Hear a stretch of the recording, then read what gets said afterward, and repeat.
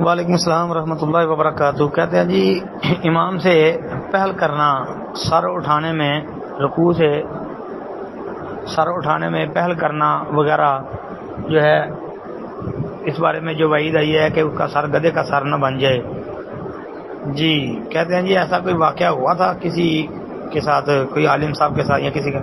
ہاں جی، یہ امام عبد الرحمن محدث مبارک پوری رحمۃ اللہ علیہ نے جامع ترمذی کی شرح جو تحفۃ الحفظ لکھی ہے نا، اس میں انہوں نے یہ واقعہ لکھا ہے جی کہ ایک عالم صاحب تھے، ایک استاد تھے، وہ بچوں کو حدیث پڑھاتے تھے اور انہوں نے اپنے چہرے کے آگے کپڑا رکھا ہوتا تھا، یعنی جیسا پردہ کیا ہوتا ہے.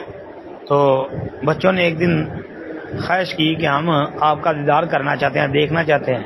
جب انہوں نے شکل دکھائی تو ان کی شکل جو ہے وہ بدلی ہوئی تھی، مطلب ایک گدھے کی شکل تھی یا گدھے کا سر بنا ہوا تھا.